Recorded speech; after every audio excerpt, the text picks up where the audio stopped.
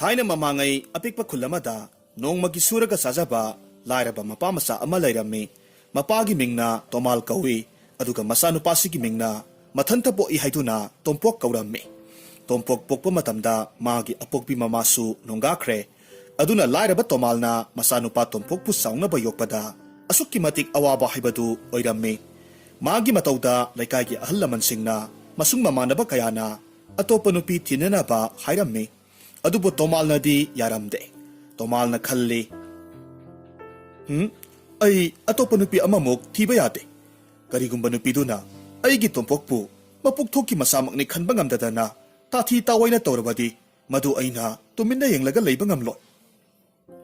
asumna khanduna mayamna magi damak yaifanabani khanduna hairiba wa adu mahakna yadribani asumna wana honarakpa sida haujikti tompok pungkak saurakle apok pamapana kupna yengsinba ngamdaba nupi yaudaba yumban oibasida masanupa tompoksi yamna ngausinaba mathong huktaba sanga jiba panba kayabu minungsi khangdaba angang ama oina haurakki laikai dugi mamanaba singi mama mapana masa singda mathong huktaba tompoka tinaganu punganu haina phauba masa sing warakpada haina ramme pumna maksi apok pamapa tomalasu khanglibani pumna mak mahaki maralni haina mathamoida khanjaramme tomalna khalli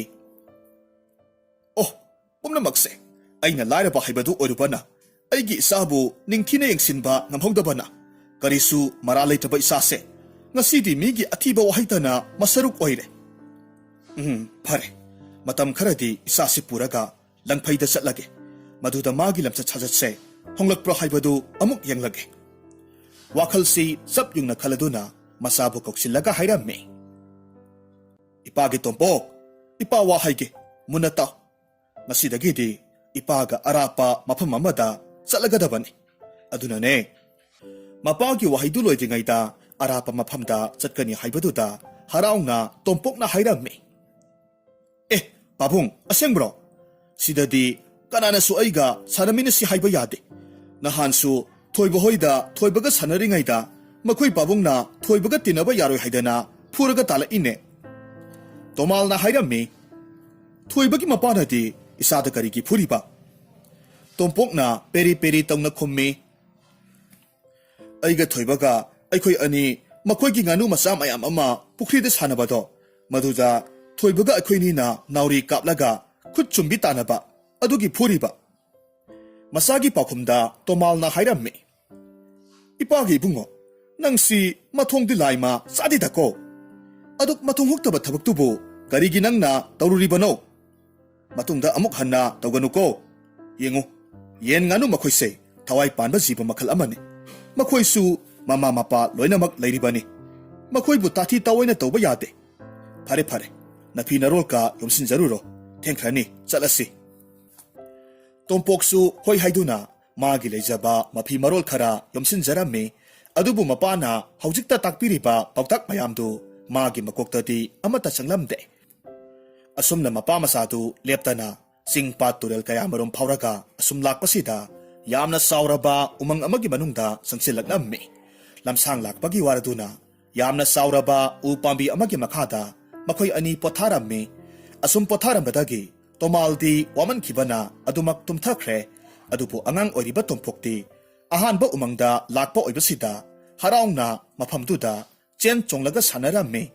mahakna akoibaduda asum yenglakpa matamda mahaki apokpa mapana tumliba uduki manakta hauba uzaudugi usa amada usek lamkhunugi makon saribadu uramme madu uba matamda thinthaba tawdana upambiduda kakhatlaga yengluba matamdadi usek makondugi manungda lamkhunu masa anina mama halakpa ngaina masin anidu launa karaga laiba uramme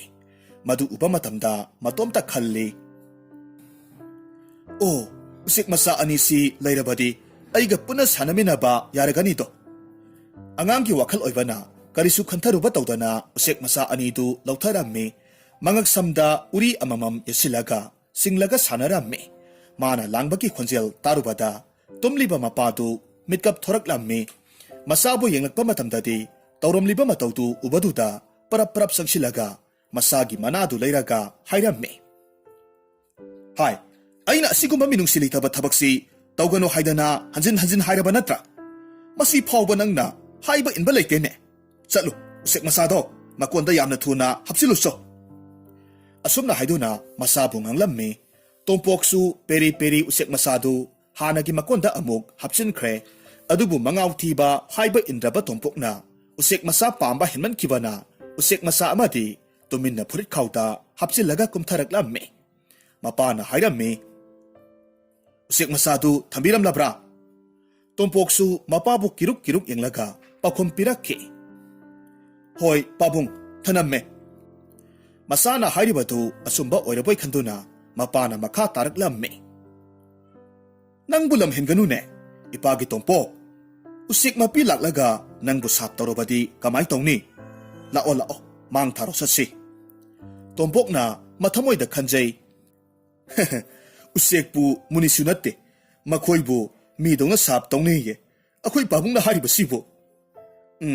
ꯎꯆꯦꯛ ꯃꯆꯥꯁꯤꯅ ꯑꯩꯒ ꯁꯥꯟꯅꯃꯤꯟꯅꯗꯣꯏꯅꯤ. ꯇꯟꯖꯥ ꯑꯁꯤꯃꯛꯇꯗ ꯃꯆꯥꯁꯤꯡꯒꯤ ꯃꯆꯤꯟꯖꯥꯛ ꯊꯤꯕ ꯆꯠꯈꯤꯕ ꯎꯆꯦꯛ ꯃꯄꯤꯗꯨꯁꯨ ꯍꯜꯂꯛꯂꯝꯃꯤ. ꯃꯥꯅ ꯍꯜꯂꯛꯄ ꯃꯇꯝꯗ ꯃꯆꯥ ꯑꯃ ꯌꯥꯎꯔꯝꯗꯕꯗꯨꯗ ꯀꯣꯏꯅ ꯑꯁꯨꯝ ꯌꯦꯡꯂꯛꯄ ꯃꯇꯝꯗ ꯇꯣꯝꯄꯣꯛꯀꯤ ꯐꯨꯔꯤꯠꯈꯥꯎꯗ ꯃꯥꯒꯤ ꯃꯆꯥ ꯑꯃ ꯌꯥꯎꯔꯒ ꯂꯩꯕꯗꯨ ꯎꯔꯝꯃꯤ. ꯎꯆꯦꯛ ꯑꯗꯨꯅ ꯍꯧꯅ ꯍꯧꯅ ꯎꯆꯦꯛꯀꯤ ꯃꯔꯣꯜꯗ ꯃꯆꯥꯕꯨ ꯊꯝꯕꯤꯔꯝꯃꯣ ꯍꯥꯏꯗꯨꯅ ꯈꯣꯡꯂꯝꯃꯤ. ꯎꯆꯦꯛ ꯃꯄꯤꯒꯤ ꯈꯣꯟꯖꯦꯜꯗꯨ ꯇꯥꯔꯨꯕꯗ ꯃꯄꯥꯅ ꯍꯥꯏꯔꯝꯃꯤ. ꯌꯦꯡꯉꯨ ꯇꯨ, ꯎꯆꯦꯛ ꯃꯄꯤꯁꯦ ꯍꯜꯂꯛꯂꯦ. ꯃꯆꯥꯁꯤꯡꯁꯤ ꯅꯨꯡꯁꯤꯅ ꯀꯧꯔꯤꯕꯁꯦ ꯅꯨꯡꯁꯤꯗ꯭ꯔꯥ? ꯑꯁꯨꯝꯅ ꯃꯄꯥꯕꯨ ꯑꯐꯕ ꯃꯤꯅꯨꯡꯁꯤ ꯆꯥꯎꯕ ꯑꯉꯥꯡ ꯑꯃ ꯑꯣꯏꯅꯕꯒꯤꯗꯃꯛ ꯄꯥꯎꯇꯥꯛ ꯀꯌꯥꯃꯔꯨꯝ ꯄꯤꯔꯒ ꯑꯗꯨꯃꯛ ꯆꯠꯈꯤ. ꯁꯣꯝꯗ ꯎꯆꯦꯛ ꯃꯄꯤꯗꯨꯗꯤ ꯃꯥꯒꯤ ꯈꯣꯜꯂꯥꯎꯗꯨꯒꯤ ꯃꯔꯣꯜ ꯈꯪꯗꯅ ꯇꯨꯃꯤꯟꯅ ꯑꯗꯨꯃꯛ ꯆꯠꯈ꯭ꯔꯕ ꯃꯄꯥ ꯃꯆꯥ ꯑꯅꯤꯗꯨ ꯌꯦꯡꯂꯒ ꯃꯃꯤꯠꯇꯒꯤ ꯃꯄꯤ ꯁꯤꯟꯊꯔꯒ ꯑꯁꯨꯝꯅ ꯃꯈꯣꯏꯒꯤ ꯃꯔꯣꯜꯗ ꯁꯥꯞ ꯇꯧꯔꯝꯃꯤ. ꯍꯦ ꯃꯤꯅꯨꯡꯁꯤ ꯈꯪꯗ꯭ꯔꯕ ꯇꯥꯏꯕꯪ ꯃꯤꯑꯣꯏꯕ, ꯑꯩꯅ ꯉꯁꯤ ꯏꯆꯥ ꯀꯥꯏꯅꯔꯤꯕ ꯑꯁꯤꯒꯨꯝꯅ ꯅꯄꯥ ꯅꯆꯥ ꯅꯈꯣꯏꯁꯨ ꯀꯥꯏꯅꯕ ꯑꯣꯏꯌꯨ. ꯑꯩꯅ ꯄꯤꯔꯤꯕ ꯁꯥꯞꯁꯦ ꯂꯦꯞꯅꯃꯛ ꯐꯪꯕ ꯑꯣꯏꯌꯨ. ꯃꯄꯥ ꯃꯆꯥꯗꯨꯁꯨ ꯈꯔ ꯆꯠꯄ ꯍꯧꯔꯛꯄꯒ ꯎꯆꯦꯛ ꯃꯄꯤꯗꯨꯅ ꯃꯈꯣꯏꯕꯨ ꯇꯥꯟꯅꯔꯒ ꯈꯣꯡꯂꯤꯕꯗꯨꯗ ꯇꯣꯃꯥꯜꯗꯨ ꯃꯆꯥꯅꯨꯄꯥ ꯇꯣꯝꯄꯣꯛꯇ ꯆꯤꯡꯅꯕ ꯃꯤꯠꯌꯦꯡ ꯑꯃꯒ ꯂꯣꯏꯅꯅ ꯌꯦꯡꯂꯛꯂꯝꯃꯤ. ꯇꯣꯝꯄꯣꯛꯁꯨ ꯀꯔꯤꯁꯨ ꯈꯪꯗꯕ ꯂꯥꯟꯖꯗꯕ ꯑꯃꯒꯨꯝꯅ ꯃꯄꯥꯗ ꯌꯦꯡꯂꯝꯃꯤ. ꯇꯟꯖꯥ ꯑꯗꯨꯗ ꯉꯁꯥꯏ ꯃꯈꯩ ꯇꯨꯃꯤꯟꯅ ꯂꯩꯔꯝꯕ ꯎꯆꯦꯛ ꯃꯆꯥꯗꯨ ꯃꯄꯤꯒꯤ ꯈꯣꯟꯖꯦꯜ ꯇꯥꯕꯗꯨꯗ ꯇꯣꯝꯄꯣꯛꯀꯤ ꯐꯨꯔꯤꯠꯈꯥꯎ ꯃꯅꯨꯡꯗꯒꯤ ꯍꯧꯅ ꯍꯧꯅ ꯈꯣꯡꯂꯛꯈꯤ. ꯃꯗꯨ ꯎꯕꯗ ꯇꯣꯃꯥꯜꯗꯤ ꯃꯩ ꯍꯧꯕ ꯃꯈꯩ ꯁꯥꯎꯈ꯭ꯔꯦ. ꯑꯁꯨꯛ ꯌꯥꯝꯅ ꯍꯥꯏꯕ ꯏꯟꯗꯕ ꯍꯥꯏꯗꯨꯅ ꯑꯃꯨꯛꯇ ꯐꯨꯔꯛꯇ꯭ꯔꯤꯕ ꯃꯆꯥꯅꯨꯄꯥꯗꯨꯕꯨ ꯆꯩꯐꯝ ꯅꯥꯏꯕ ꯃꯈꯩ ꯐꯨꯊꯔꯝꯃꯤ. ꯇꯣꯝꯄꯣꯛꯁꯨ ꯑꯍꯥꯟꯕ ꯑꯣꯏꯅ ꯃꯄꯥꯅ ꯑꯁꯥꯎꯕ ꯑꯃꯒ ꯂꯣꯏꯅꯅ ꯑꯃꯨꯛꯇ ꯐꯨꯗꯕ ꯃꯑꯣꯡꯗ ꯐꯨꯔꯛꯄ ꯑꯗꯨꯗ ꯃꯥꯁꯨ ꯃꯄꯨꯛꯅꯤꯡ ꯅꯨꯡꯁꯤꯅ ꯀꯞꯂꯝꯃꯤ. ꯃꯆꯥꯒꯤ ꯐꯨꯔꯤꯠꯈꯥꯎꯗꯨꯗꯒꯤ ꯎꯆꯦꯛ ꯃꯆꯥꯗꯨ ꯂꯧꯔꯝꯃꯤ. ꯑꯗꯨꯒ ꯎꯆꯦꯛ ꯃꯀꯣꯟꯗꯨ ꯇꯝꯅ ꯂꯥꯛꯂꯒ ꯎꯆꯦꯛ ꯃꯆꯥꯗꯨ ꯃꯀꯣꯟꯗ ꯑꯃꯨꯛ ꯅꯤꯡꯊꯤꯅ ꯊꯝꯕꯤꯔꯝꯃꯤ. ꯑꯗꯨꯒ ꯂꯝꯍꯦꯟꯕ ꯃꯆꯥꯒꯤ ꯈꯨꯗꯥꯡ ꯄꯥꯏꯔꯒ ꯆꯠꯈ꯭ꯔꯦ. ꯂꯝꯍꯦꯟꯕ ꯃꯆꯥꯕꯨ ꯋꯥꯔꯛꯄ ꯃꯇꯝꯗ ꯃꯈꯣꯏꯅ ꯄꯨꯔꯛꯄ ꯑꯆꯥ ꯑꯊꯛ ꯏꯁꯤꯡ ꯃꯥꯏꯁꯤꯡ ꯈꯨꯗꯤꯡꯃꯛ ꯃꯥꯡ ꯇꯥꯛꯂꯝꯃꯤ. ꯍꯧꯖꯤꯛꯇ ꯎꯆꯦꯛ ꯃꯄꯤ ꯑꯗꯨꯁꯨ ꯆꯠꯈ꯭ꯔꯤꯕ ꯃꯄꯥ ꯃꯆꯥ ꯑꯅꯤꯕꯨ ꯌꯦꯡꯂꯒ ꯑꯃꯨꯛ ꯑꯁꯨꯝꯅ ꯍꯥꯏꯔꯛꯈꯤ. ꯑꯩꯅ ꯀꯥꯏꯅꯔꯨꯔꯕ ꯏꯆꯥ ꯑꯃꯨꯛ ꯐꯪꯖꯕꯒꯨꯝꯅ ꯀꯥꯏꯅꯔꯨꯔꯕ ꯅꯄꯥ ꯅꯆꯥ ꯑꯃꯨꯛ ꯍꯟꯅ ꯎꯅꯕ ꯊꯦꯡꯅꯖꯕ ꯑꯣꯏꯖꯔꯣ. ꯁꯣꯝꯗꯅ ꯁꯥꯎꯔꯕ ꯃꯄꯥꯅ ꯃꯆꯥꯒꯤ ꯈꯨꯗꯥꯡ ꯄꯥꯏꯔꯒ ꯂꯦꯞꯇꯅ ꯑꯁꯨꯃꯛ ꯐꯅ ꯁꯥꯡꯅ ꯂꯥꯛꯄꯗꯨꯗ ꯃꯄꯥ ꯑꯣꯏꯕ ꯃꯍꯥꯛꯁꯨ ꯅꯨꯡꯉꯥꯏꯕꯗꯤ ꯅꯠꯇꯦ. ꯑꯁꯨꯛ ꯍꯥꯏꯕ ꯏꯟꯗꯕ ꯃꯆꯥ ꯑꯗꯨꯕꯨ ꯑꯗꯨꯛ ꯌꯥꯗꯦ ꯍꯥꯏꯕ ꯈꯪꯍꯜꯂꯒꯦ ꯍꯥꯏꯅ ꯐꯨꯔꯤꯕꯅꯤ. ꯇꯣꯝꯄꯣꯛꯇꯤ ꯃꯄꯥꯅ ꯊꯤꯅ ꯐꯨꯕ ꯑꯃꯗꯤ ꯂꯦꯞꯄ ꯂꯩꯇꯅ ꯂꯥꯛꯄ ꯑꯗꯨꯗ ꯑꯗꯨꯛꯀꯤ ꯃꯇꯤꯛ ꯆꯣꯛꯊꯔꯝꯃꯤ. ꯏꯁꯤꯡꯁꯨ ꯌꯥꯝꯅ ꯈꯧꯔꯥꯡꯕ ꯐꯥꯎꯔꯝꯃꯤ. ꯃꯉꯣꯟꯗ ꯁꯥꯎꯔꯤꯕ ꯃꯄꯥꯗꯁꯨ ꯋꯥ ꯃꯆꯦꯠ ꯑꯃꯠꯇ ꯍꯥꯏꯕꯁꯨ ꯀꯤꯖꯕꯅ ꯉꯝꯗ꯭ರೆ. ꯁꯨꯝ ꯆꯠꯂꯝꯕꯗꯒꯤ ꯃꯍꯥꯛ ꯑꯗꯨꯃꯛ ꯋꯥꯟꯊꯈ꯭ꯔꯦ. ꯃꯆꯥꯒꯤ ꯃꯇꯧꯗꯨꯗ ꯇꯣꯃꯥꯜꯅ ꯍꯥꯏꯔꯛꯈꯤ. ꯏꯄꯥꯒꯤ ꯏꯕꯨꯡꯉꯣ, ꯅꯪꯕꯨ ꯀꯔꯤ ꯇꯧꯔꯕꯒꯦ? ꯁꯦ, ꯃꯤꯠ ꯄꯥꯡꯉꯣ. ꯃꯆꯥꯕꯨ ꯏꯁꯤꯡ ꯄꯤꯊꯛꯀꯦ ꯈꯟꯗꯨꯅ ꯌꯦꯡꯂꯨꯕ ꯃꯇꯝꯗꯗꯤ ꯏꯁꯤꯡꯁꯨ ꯑꯃꯠꯇ ꯌꯥꯎꯔꯝꯗ꯭ꯔꯦ. ꯃꯥꯅ ꯃꯆꯥꯕꯨ ꯐꯨꯕꯗ ꯍꯩꯗꯣꯛꯈꯤꯕꯗꯨ ꯅꯤꯡꯁꯤꯡꯂꯛꯂꯝꯃꯤ. ꯃꯆꯥꯒꯤ ꯃꯥꯏꯊꯣꯡꯕꯨ ꯃꯄꯤ ꯇꯥꯕ ꯃꯈꯩ ꯌꯦꯡꯂꯒ ꯃꯆꯥꯕꯨ ꯐꯅꯕ ꯈꯜꯂꯨꯕꯅꯤ. ꯍꯦꯟꯅ ꯑꯋꯥꯕ ꯅꯪꯍꯜꯂꯦ. ꯑꯁꯨꯝꯅ ꯈꯜꯂꯝꯃꯤ. ꯊꯤꯟꯊꯔꯕꯗꯤ ꯃꯆꯥꯒꯤ ꯑꯐꯕ ꯑꯣꯏꯔꯔꯣꯏ ꯈꯟꯗꯨꯅ ꯃꯆꯥꯕꯨ ꯎꯖꯥꯎ ꯑꯃꯒꯤ ꯃꯈꯥꯗ ꯍꯤꯞꯇꯨꯅ ꯊꯝꯕꯤꯔꯝꯂꯒ ꯃꯅꯥꯛ ꯅꯛꯄ ꯃꯐꯝ ꯑꯗꯨꯋꯥꯏꯗ ꯏꯁꯤꯡ ꯊꯤꯕ ꯂꯥꯛꯂꯝꯃꯤ. ꯃꯐꯝ ꯑꯀꯣꯏꯕ ꯑꯗꯨꯋꯥꯏꯗ ꯈꯔ ꯀꯣꯏꯅ ꯊꯤꯔꯕ ꯃꯇꯨꯡꯗ ꯏꯐꯨꯠ ꯊꯣꯛꯄ ꯀꯣꯝ ꯃꯆꯥ ꯑꯃꯈꯛ ꯊꯦꯡꯅꯔꯝꯃꯤ. ꯄ꯭ꯔꯞ ꯄ꯭ꯔꯞ ꯆꯦꯟꯁꯤꯜꯂꯒ ꯏꯁꯤꯡ ꯁꯣꯛꯂꯝꯃꯤ. ꯑꯣꯟꯊꯣꯛꯄꯒꯤ ꯂꯥꯏꯕꯛ ꯍꯥꯏꯕꯗꯨꯅꯤ. सा उसेकी साप ओइजरबसु ममा ओइबी अमगी मफमदगी पिरांग सिंथना पीखिबा साप ओइबना मपा मसागी मफमदसु पानगदौरेदो तोमालना इसिंग सोकलिंगै इफुत थोकपा कोमदुगी मनुंगदगी साउरबा लाइरेन अमखक खंगौदना थोरकलाम्मे तोमालबु कोम मनुंगदुदा सिंथखरे पुन्ना योटखरे तोमालसु करिसु हाइबा नंगौदना साउरबा लाइरेनदुगी मख्यात्ता अदुमक ताखी सोमदना ज्ञान तादना लैरिबा तोंपोक्सु अदुमक उजाउदुगी उखादा यातारगा लैरम्मे मनाक नकपसिंगी खुल अमदगी सिंगमी मतै मनाउ अनीना पामलौ यानबा लाकपा मतमदा मखोय अनीनसु तोंपोकपु उरम्मे सिंगमी नुपीदुना तोंपोक उरदुना हाइरक्खी ए उखागी मखादा लैरिबा अंगांगसिदी कनागी मसा ओइब्राने सिंगमी नुपादुना खुम्मे नुपी करिनो नंगा आइगा पुना लाकमिनरगा मसक खंगदबा अंगांगसी अइंगोंदा हंगबदी करम खंगनी सिंगमी मतै मनाउ अनीदुना संगसिल्लगा तोंपोककी मसादु पाइरगा यंगलम्मे मदुदा सिंगमी नुपादुना हाइरम्मे ए नुपी मसीदी सिद्रिना मसासे वाबा माले इसिंगदो पिथकउ असुमना मागी नुपीदगी इसिंग लौरगा तोंपोकपु इसिंग पिथकलाम्मे मकोक्तसु इसिंग थाबिरम्मे ngayhak leragadi tompoksu mamit tapna pangthoraklamme mana mamit pangthorakpa matamda masak khangdaba miyoi anina mitmangda leramba ubaduda ipa pakhatna tasillaga lei madu ubada singmi nupaduna hanglaklamme sanupa karigi kibano kigano karisu tawroine nangdi maphamsida kari tawba lakpano kanaga lakpano hayune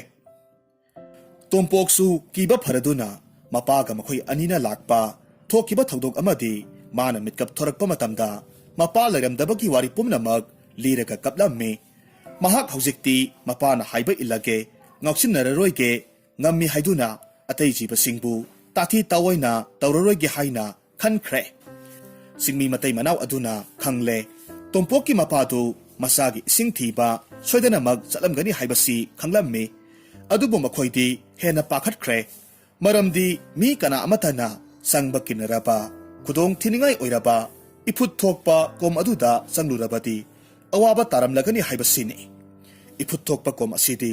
मतम कयागी ममांगदगी मफम सिदाबु मी संगलुरबदी मियोइदुदी असौबा लाइरेन अमगी मसिनजाक अदुमक ओइरगा लाक्लबा खुदोंग थिनिंगाई ओइरबा मफम अमखक ओइरगा लैरम्मे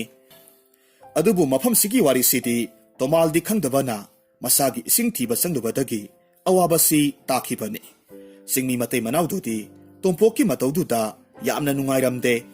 मपाबु अमुक फंगबा ngamgani हाइबदी थाजबकी वांगमदने अदुबु अंगांगसिकी मतेंग पांगबा ngambra yenglake खंदुना मनाक नकपदा पामलौ उबा सिंगमी खरा अमगसु सिंगमी मतै मनाउदुना कौरगा लाक्लम्मे मखोइदसु वारी पुमनमक लिदुना खंगहलम्मे असुमना मखोइ खरा इसिंग लैबा इफुत थोकपा कोम अदुगी माइकैरोमदा assume लाक्लम्मे सोमदना लाइरेन अदुसु तोमालबु साबा तुमनबगिदमक साउरबा उ पांबी अमदा यसिलगा लाइखाइबा हौरकलम्मे लाइरेनदुगी मबुक मनुंगदा तोमाल याउरी मसा मतोमतसु असुमना खल्ले ओ ngasidi aigi aroiba numit haibado tareko aigi nungsiraba lamhenba tompokpu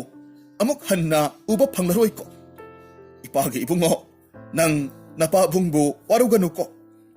asumna khalaga karisu tawbadi ngamdana aroiba mitkup ngairaga leiramme singmi khunjasing amadi tompok mapagi khungul lerakpa matamda iput thokpa komdugi mapalda yoksilaklamme komdugi mayaidana mapaga magana purakpa ising kondu tawraga leiba uramme masida mayak sengna makhoina khangle tompoki mapasi lairengi makhyata takhre haiba khangle tompokti komduki mapanda phamlaga mapabu tengtharaga kaplaga laikhre tompokna kaplaga hairamme pabung nasabu waruduna chatlabro nasa lanjare pabungna haiba injarage pabungna yadaba tawganu haiba thabak amata nasa tawjararoige pabung amuktadi hanbirakho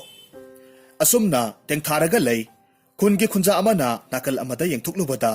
akibaki masak phangna sauk sanglaba lairen amana u pambi amada yetlibadu uramme makhoi mayam sanglaga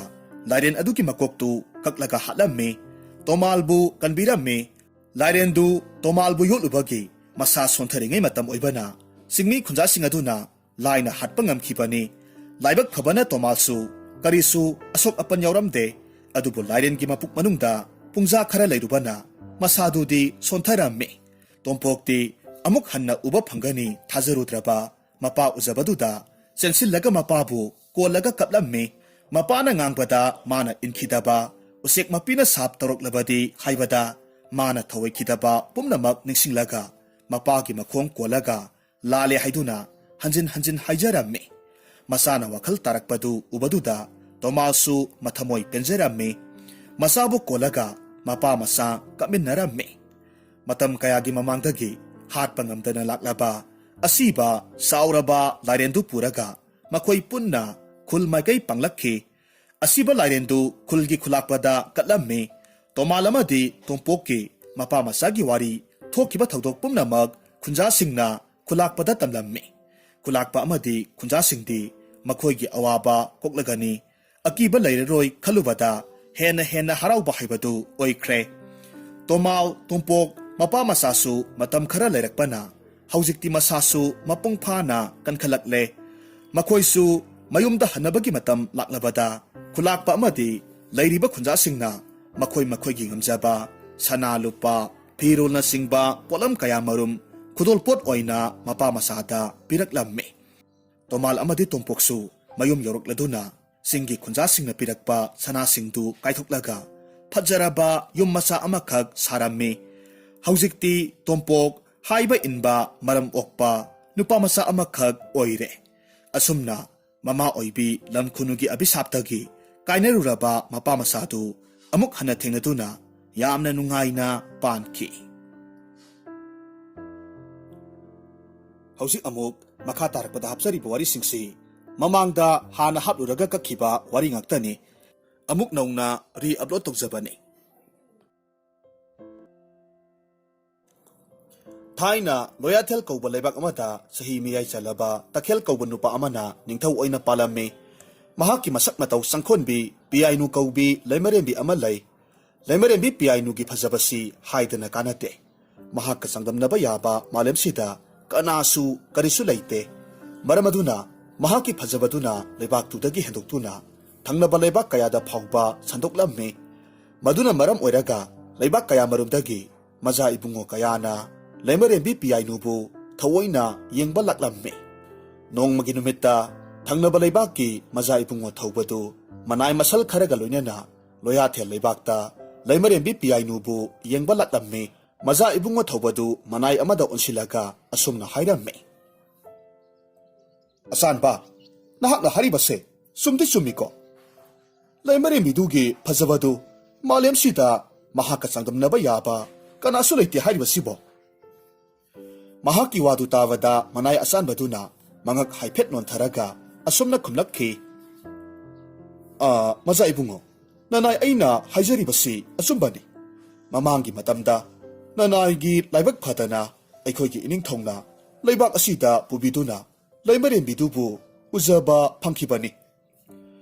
asi haiduna manai asan baduna mahakna urakpa leimarem bi piainu gi phajaba pumnamak maja ibungo thawbada tamdamme adubu mahakna tamlibadudi maja ibungo thawbanadi thajaba iwat watlammi adumakpu manai asan baduna hairiba leimarembi adutadi yengdadi yenglorage khanduna konung tamna laklammi loyathelgi konung hek yobagadi thongjinda leibaktugi lanmi kayana hanana makhoibu ngairaga leirammi asum tongna lanmi singaduna thangnaba leibakki maja ibungo thawbabu konung manungda ningthau takhelgi manakta pusilaklammi ningthau takhel maja ibungo thawba uba matamda asumna hairakhi pari nahangna aigi lebak asida khongdoi hulakpabu kari aningba leibage napan panthauda singadana tamutasi mahaki wadu tarubada maja ibungo thawbadu khajiktang noklaga khumlakhi panthau ipa ibungo napari na khongdoi hunjarakpadi kari thawgagisu nateta panthau ipagi loinabi leimarembi tu masak matau sangkholi haiduna aigi inai asan bisina haiduna ta leire aduna ima leimarembi tu kayamuk yamna ningthijabage haibadu yengba lakchari bani Maza ibunga thawbagi wadu tarubada ningthau takheldi magi nupi phajai haibaduda athoi napal kaduna harauna nokserami maramaduna manai masal kharada maza ibunga thawbabu magi nupina hek hek leiba leikolduda changhallu hairami ningthaugi yathang phanglabaduda manai masal kharana maza ibunga thawbabu leimarem bi piainu gi manakta puraklammi maza ibunga thawbadu leimarem bi piainu hek ubamaktada mahaki phajabaduda pungau ngaukhre maza ibunga thawbadu mapukningda asumna khalammi o aigi inai asanbaduna haibadudi sumina leimarem bi asidi phajabagi mapa leite nakal amaromda leimarem bi piainu su adu mangai maza ibunga thawbagi nupa ama oibagi sung phiral chaba matawduda pungau ngaurammi maramaduna mapukningda asumna khalammi tamba oiba sibu kanagi masa masubu oirigaba onthokna pukning hukre asumna khanduna leimarem bi piainuga maza ibunga thawbagadu tuminna munna yengnaraga leinarami makhoi anigi matawduda leimarem bidugi asanbi manaiduna khawgem laklammi madu tabada makhoi anidu khangprek khangna mamai phat phat leithoknarami madudagi leimarem bi piainuna maza ibunga thawbada onsilaklaga asumna hairakhi tamba oiba nahaki setliba phija chakcha aduna yengbada achamba midi mande nangbu aigi lekol asida kari tawba lakpano mahaki wadu tabada tapna maza ibunga thawbana khumlakhi leimarembi aiha thangnaba leibaki maza ibungoni leimarembi si phajabada mapa leite hainabaduda yengba lakchabani asi haiduna makhoi anido ngaihak wari tawrammi ngaihak wari sanaraba matungda maza ibunga thawbadu konungda mahaki pathaphamda amuk hanki leimarem bi piainusu adu mangai ngaihak leikonduda phamlamlaba matung magi ka tana chatkhre asumna maza ibunga thawbadu loya thel leibaki konung aduda numit nini humni di leiram maza ibunga thawbana konungda asum leirakpaduda leimarem bi piainuga aronba mari leinaraklammi maramaduna makhoi anidu leibak adubu thadoklaga lona chenkhasi haina hainarami asum tongna numit adugi numidangda lona kanasu khanghandana leimarem bi piainuga maza ibunga thawbagadu leibaktu thadoktuna maza ibunga thawbagi leibak tamna chatkhre mathangi ayukta ningthau takheldu magi loinabi leiramdabaduda yamna ngaklammi mahaki nupidu ayuk supadoma koithi thirammi thiba yaba thirabasu magi nupidudi phangba kauba leitre ningthau takheldu yamna saungna manai amada onsilaklaga asumna hairammi hai leimarem bidu phangnana bathiyu ningthaugi wadu tabada manaidu hathu senkhi tanja aduda lanmi ama laklaga thangnaba leibakki maza ibunga thawbadu leibaksi thadoklaga lona senkhre haina pau tamlammi madu tabada ningthau takhel masadu seng khaibagumna niklammi maduda lanmidu kiduna mafamdu thadoktuna yamna thunamak senkhi ningthau takheldu mai hongna saurammi mahaki khongmi lanmi kayada maza ibunga thawbaga leimarem bi piainugadu thuna maza ibunga thawbagi leibak yodringaida phananaba honau hairammi mahaki yathang phanglabaduda manai masal mayam adusu maza ibunga thawbaga leimarem bi piainugana chalamgani khanba lambi aduda yamna thuna tanaraklammi adubu laibak thibadi makhoi mayamna tanabadu phanglamde nakal amaromdana thangnaba leibak tugi konungda maza ibunga thawbana leimarem bi piainubu puraga lakpaduda asauba wathok amakhak thoklammi maza ibunga thawbagi mapabung ningthaudu masanupada onsilaklaga saungna hairammi ipagi thawba nangna asuk wakhal tadiba asibu karigino natte nangna puraga lakibasi asamba nupi natte leibak amagi leimarem binine asi haiduna masanupabu wakhal yawde makhoigi leibaktu awaphamda taba soiraroi hairammi madu tarubada leimarem bi piainuna maza ibunga thawbada onsilaklaga asomna hairakhi tamba oiba aihak thakkidamak nakhoigi leibaksi awa ana tadawbo oiragadi aihak aigi leibakta amuk hanjakhrage piainugi wa tarubada maza ibunga thobana leimarembi piainubu khamjillammi leibaktugi phamnaiba mayamnasu maza ibunga thobada leimarembidubu thindokhinaba kanna hairamme adubu mayamna haribadu manada su haplamde lakningba lakchasanu leimarembi asibudi suktin thindokloi haina sikhang khanglamme madu ubada mapabung ningthau adudi laiman kangba haibadu oiramme masagi oiriba mataududa mama ibema adunasu themba yaba themlamme adubu pumnamak aremba taramme nakal amaromdana ningthau takheldu magi loinavidu maza ibunga thawbana huralaga pukhibaduda mai hauna sauramme maramaduna makhoigi leibakta pangmi tharaga magi nupidu thuna thilakadabani madu natrabadi khudakta lan taraklagani hairunabagidamag lanmi tharamme hariba wasi tarubada maza ibunga thawbagi mapabungdudi wakhal manglaga leimaida haithakhirammi asum tawna ningthawdu amaibi kayana laikatnaramme adu phawba maza ibunga thawbana leimarembi piainubu thindokpa haibadu yaramde upai leitana pangmidu maza ibunga thawbana yade haina ningthau takhelki maphamda tamlamme madu tavada mahak yamna sauramme aduga asumna saungna hairakki kari haiba angang petawa mahakna aigasu singnaba sai khangani aigi itik khanghangedo lanisa haujikmak langi semsa ningthaugi athang phanglabada leibaktugi lanmi singdu langi damak sem sarammi asum tongna loyathel leibaki lanmi singdu asauba hijau tonglaga thangnaba leibakta langi damak makhoigi leibak adubu thadoklammi hi honduna chatpa hauraklammi makhoina asauba ipaktugi mayai yoksilakpa matamda khanghaudana akanba nonglei nusit amakhak laklammi nonglei nusit aduna kanman khibana makhoi mayamgi hijau singdu maikai amada humlaga purammi lanmi gi lusingbaduna lanmi mayamdu tanaba asumna lauraklammi lanmi sa nonglei nuksisi yamna kalli aduna himai sumnanaba phiraldu tingkhatlu lusingbadugi wadu tavada lanmi singdu angamba pangal thauna puthoktuna hijaudugi phiraldu tingthoknaba hotnarammi asum tongna nonglei nusit aduna humduna puramba hi mayamdu maikai sumna chatpa hauraklammi asum tongna nonglei nusit aduna humlaga puramba hi mayamdu maikai sumna chatpa hauraklammi nonglei nusit adusu ipaktugi mapal yoksilakpa matamdadi asum tapthakre ipaktugi mapalda hijau singdu hek thangbagadi lanmi gi lusingbaduna lanmi mayamduda hairammi lanmisa leibaksi losinaba hotnaro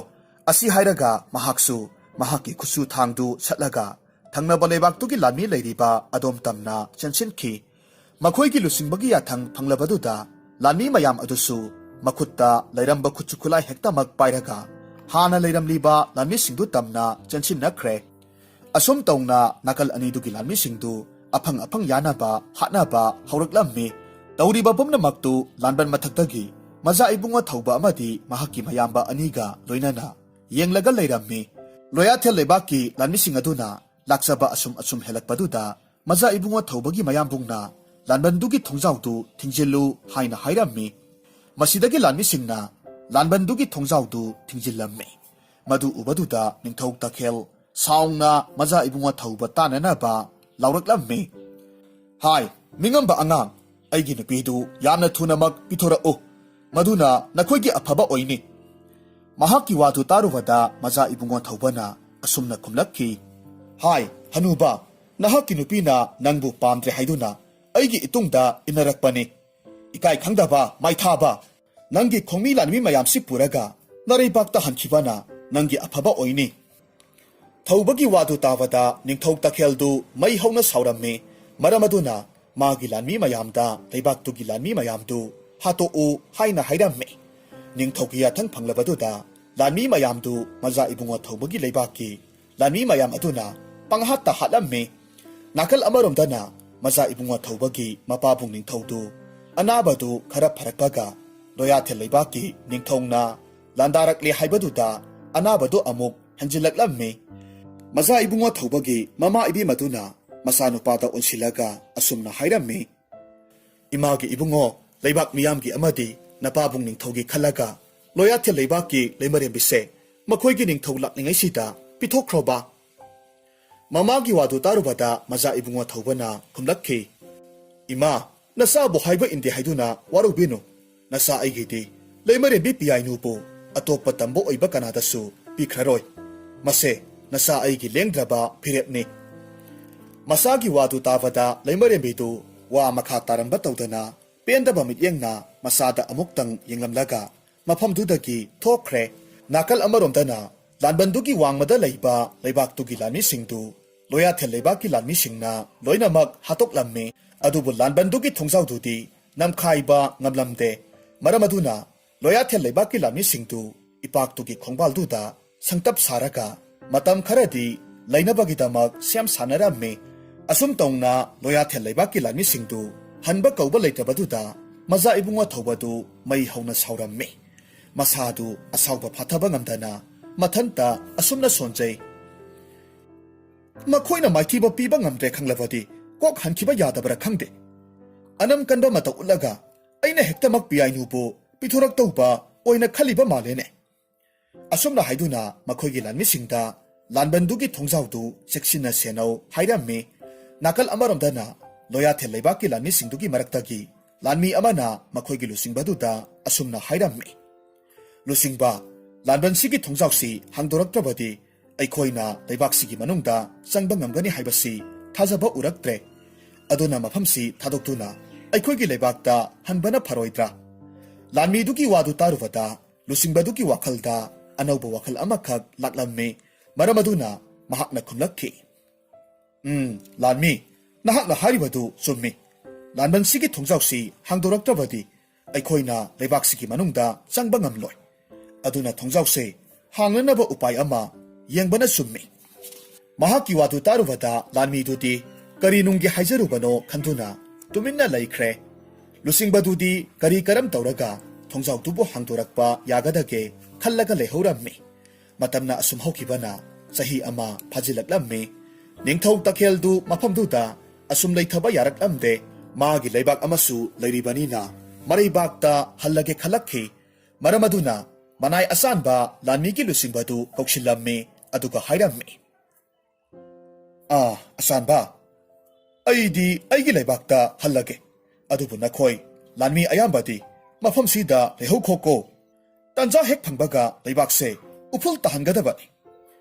asumna hairamlaga ningthau takheldu magi leibak loya thel tamna hijau tonglaga hankhre ningthongna hankhrawada lanmigi lusingbaduna thangnaba leibaki lanbanduki thongzaudo hangdurakpa ngairaga lanmi mayamdu senaraga leirammi nakal amaromdana maza ibungo thawbadu ningthau takhelna maraibakta hankhre tavada nungaiba phaurammi maramaduna mahaki marup mapija kaya marumbu pija pithak tawraga harauba phongdoklammi asumna matam khara haukhre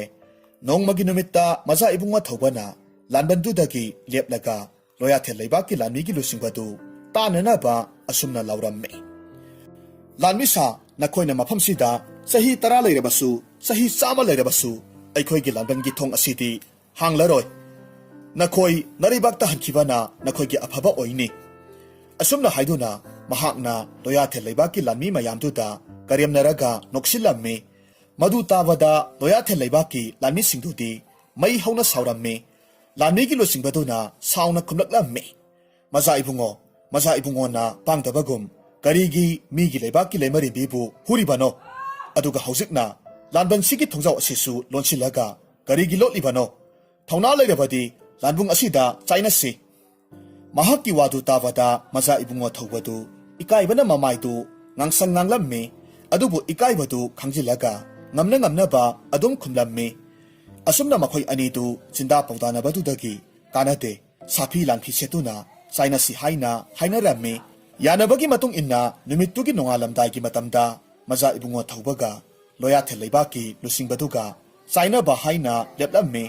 numittugi numidangda maza ibungo thawbagi mamadu masagi kada changlaklammi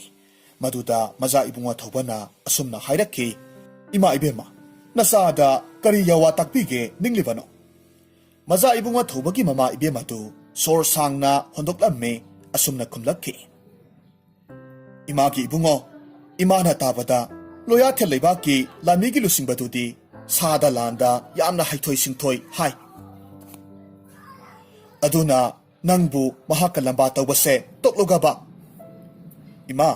ꯅꯆꯥꯁꯨ ꯁꯥꯗ ꯂꯥꯟꯗꯗꯤ ꯄꯪꯅꯣꯞ ꯅꯣꯞꯇꯕꯅꯤ, ꯀꯔꯤꯁꯨ ꯊꯣꯏꯅ ꯈꯜꯂꯨꯒꯅꯨ꯫ ꯃꯆꯥꯒꯤ ꯋꯥꯗꯨ ꯇꯥꯕꯗ ꯃꯃꯥ ꯏꯕꯦꯝꯃꯗꯨ ꯈꯪꯕ ꯉꯝꯂꯦ ꯃꯆꯥꯅꯨꯄꯥꯒꯤ ꯋꯥꯈꯜꯗꯨ ꯍꯣꯡꯕ ꯌꯥꯔꯔꯣꯏ ꯍꯥꯏꯕꯁꯤ ꯈꯪꯕ ꯉꯝꯂꯦ꯫ ꯃꯔꯝ ꯑꯗꯨꯅ ꯍꯌꯦꯡ ꯁꯃꯥꯟ ꯂꯦꯡꯃꯥꯟꯅꯕ ꯊꯦꯡꯅꯕ ꯃꯇꯝꯗ ꯅꯃꯥꯏ ꯄꯥꯛꯆꯔꯣ ꯍꯥꯏꯔꯝꯂꯒ ꯃꯃꯥ ꯏꯕꯦꯝꯃꯗꯨ ꯇꯨꯃꯤꯟꯅ ꯆꯠꯈꯤ꯫ ꯑꯁꯨꯝ ꯇꯧꯅ ꯃꯊꯪꯒꯤ ꯑꯌꯨꯛꯇ ꯃꯆꯥ ꯏꯕꯨꯡꯉꯣ ꯊꯧꯕꯗꯨ ꯁꯥꯐꯤ ꯂꯥꯟꯐꯤ ꯁꯦꯠꯆꯤꯜꯂꯝꯃꯤ꯫ ꯇꯥꯟꯖꯥꯗꯨꯗ ꯂꯩꯃꯔꯦꯝꯕꯤ ꯄꯤꯌꯥꯏꯅꯨꯗꯨ ꯃꯆꯥ ꯏꯕꯨꯡꯉꯣ ꯊꯧꯕꯒꯤ ꯃꯅꯥꯛꯇ ꯂꯥꯛꯂꯝꯃꯤ꯫ ꯑꯗꯨꯒ ꯃꯆꯥ ꯏꯕꯨꯡꯉꯣ ꯊꯧꯕꯗ ꯑꯣꯟꯁꯤꯜꯂꯒ ꯑꯁꯨꯝꯅ ꯍꯥꯏꯔꯛꯈꯤ, ꯃꯆꯥ ꯏꯕꯨꯡꯉꯣ, ꯂꯣꯌꯥꯊꯦꯜ ꯂꯩꯕꯥꯛꯀꯤ ꯂꯨꯆꯤꯡꯕꯗꯨꯗꯤ ꯁꯥꯗ ꯂꯥꯟꯗ ꯌꯥꯝꯅ ꯍꯩꯊꯣꯏ ꯁꯤꯡꯊꯣꯏꯕꯅꯤ꯫ ꯑꯗꯨꯅ ꯍꯣꯔꯦꯟ ꯃꯆꯥ ꯏꯕꯨꯡꯉꯣꯕꯨ ꯃꯍꯥꯛꯅ ꯂꯥꯛꯆꯕꯒꯤ ꯃꯃꯤ ꯎꯔꯛꯂꯕꯗꯤ ꯃꯁꯤꯒꯤ ꯁꯅꯥꯒꯤ ꯂꯤꯛꯁꯤ ꯄꯨꯊꯣꯛꯇꯨꯅ ꯎꯠꯄꯤꯌꯨ꯫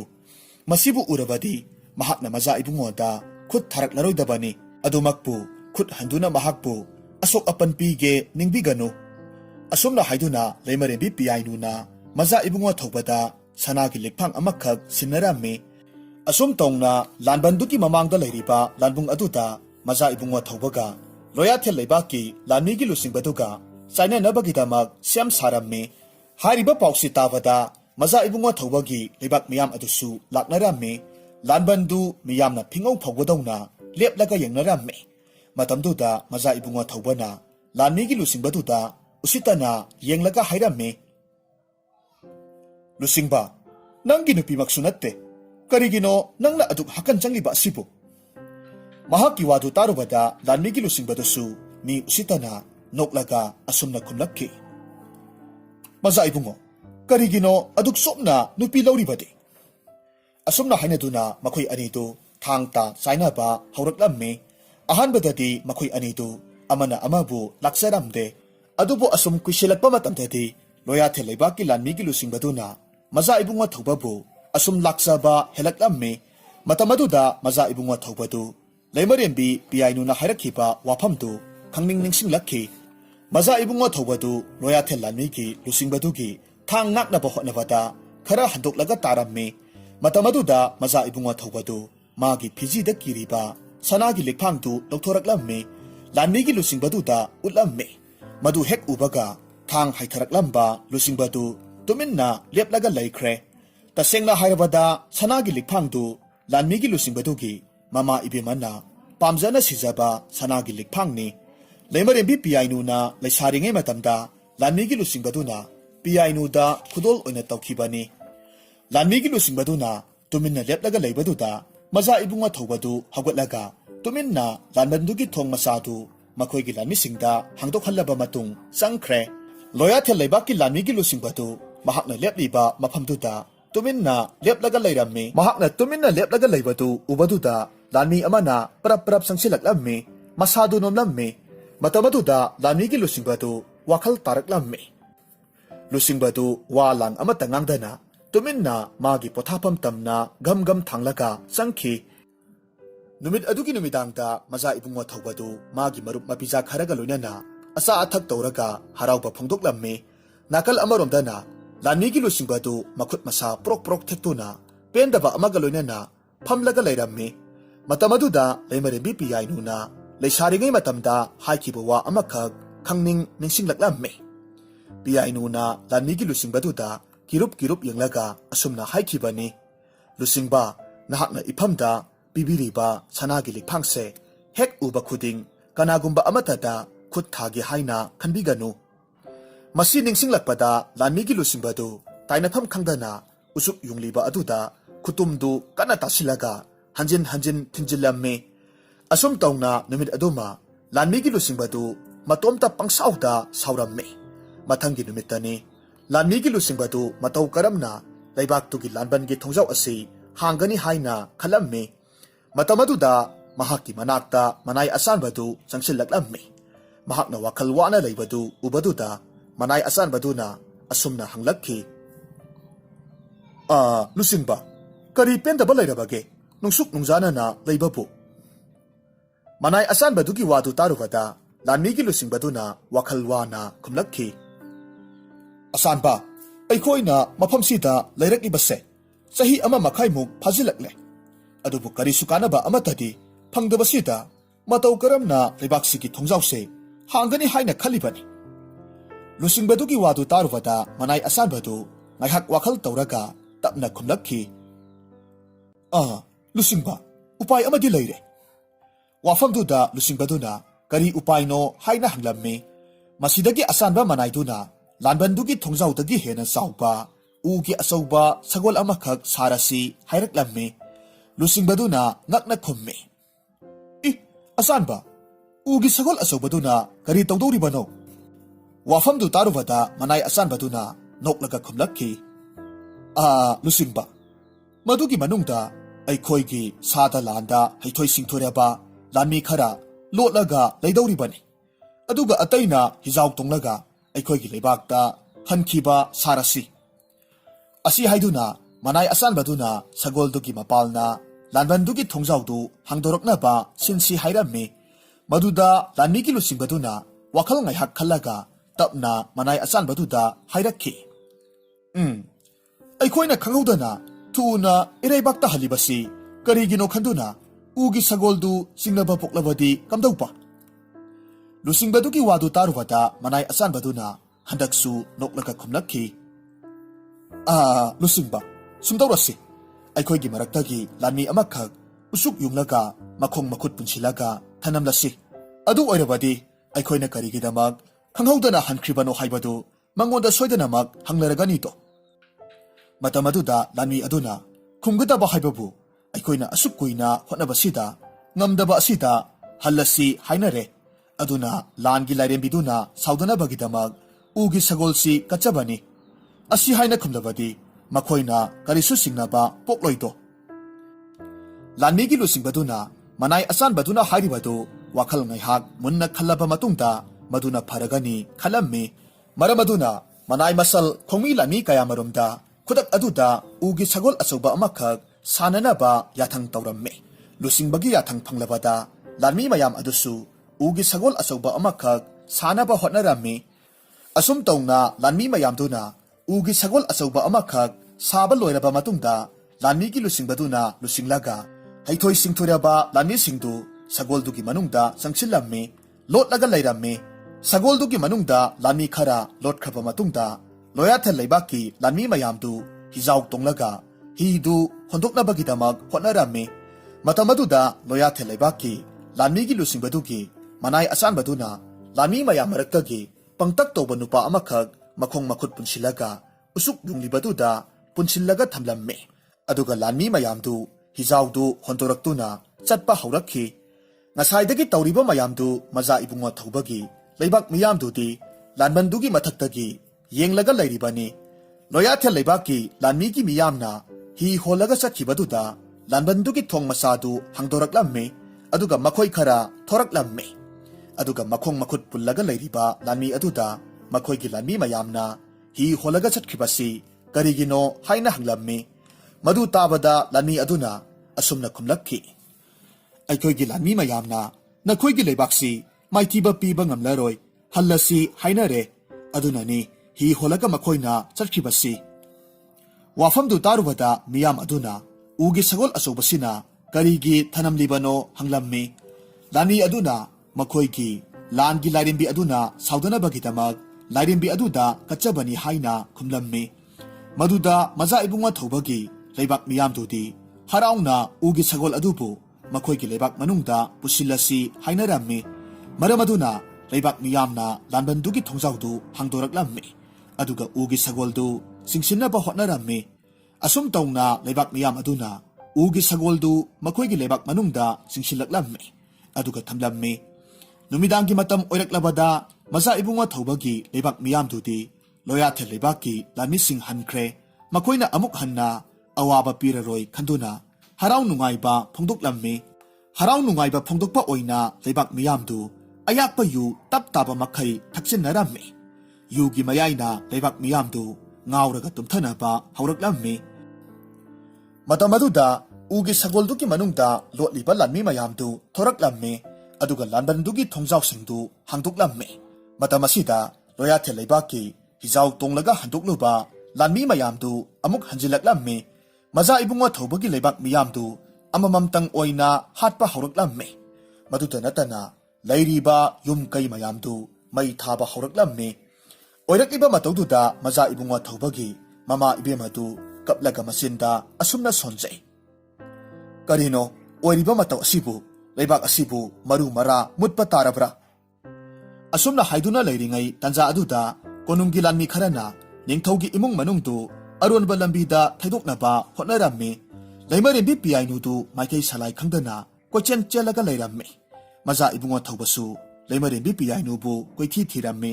ꯇꯥꯟꯖꯥ ꯑꯗꯨꯗ ꯃꯆꯥ ꯏꯕꯨꯡꯉꯣ ꯊꯧꯕꯒꯤ ꯃꯃꯥꯡꯗ ꯂꯣꯌꯥꯊꯦꯜ ꯂꯩꯕꯥꯛꯀꯤ ꯂꯥꯟꯃꯤꯒꯤ ꯂꯨꯆꯤꯡꯕꯗꯨ ꯂꯦꯞꯁꯤꯜꯂꯛꯂꯝꯃꯤ꯫ ꯑꯁꯨꯝ ꯇꯧꯅ ꯃꯈꯣꯏ ꯑꯅꯤꯗꯨ ꯃꯐꯝꯗꯨꯗ ꯆꯥꯏꯅꯔꯛꯂꯝꯃꯤ꯫ ꯑꯍꯥꯟꯕꯗꯗꯤ ꯑꯃꯅ ꯑꯃꯕꯨ ꯂꯥꯛꯆꯕ ꯄꯥꯛ ꯉꯝꯅꯔꯝꯗꯦ꯫ ꯑꯗꯨꯕꯨ ꯀꯥꯏꯅꯊꯪꯗꯗꯤ ꯂꯣꯌꯥꯊꯦꯜ ꯂꯩꯕꯥꯛꯀꯤ ꯂꯥꯟꯃꯤꯒꯤ ꯂꯨꯆꯤꯡꯕꯗꯨꯅ ꯃꯆꯥ ꯏꯕꯨꯡꯉꯣ ꯊꯧꯕꯒꯤ ꯃꯉꯛꯁꯝꯗ ꯊꯥꯡꯅ ꯌꯥꯜꯂꯝꯃꯤ꯫ ꯃꯗꯨ ꯎꯕꯗ ꯂꯩꯃꯔꯦꯝꯕꯤ ꯄꯤꯌꯥꯏꯅꯨꯗꯨꯗꯤ ꯃꯅꯥꯛꯇ ꯇꯥꯔꯝꯕ ꯊꯥꯡ ꯑꯃꯅ ꯃꯕꯨꯛꯇ ꯃꯁꯥ ꯃꯊꯟꯇ ꯊꯤꯟꯖꯤꯟꯖꯔꯒ ꯁꯤꯖꯔꯝꯃꯤ꯫ ꯑꯁꯨꯝ ꯇꯧꯅ ꯂꯩꯕꯥꯛꯇꯨ ꯃꯔꯨ ꯃꯔꯥ ꯇꯨꯝꯕ ꯂꯩꯕꯥꯛ ꯑꯃ ꯍꯥꯏꯕꯗꯨ ꯑꯣꯏꯈꯤ꯫ ꯍꯥꯏꯔꯤꯕ ꯋꯥꯔꯤꯁꯤ ꯋꯥꯔꯤꯅꯗꯨꯅ ꯑꯇꯣꯞꯄ ꯂꯩꯕꯥꯛꯁꯤꯡꯒꯤ ꯅꯤꯡꯊꯧꯅ ꯃꯤꯒꯤ ꯅꯨꯄꯤꯗ ꯃꯤꯠꯌꯦꯡ ꯀꯥꯔꯟ ꯆꯅꯈꯤꯗꯦ꯫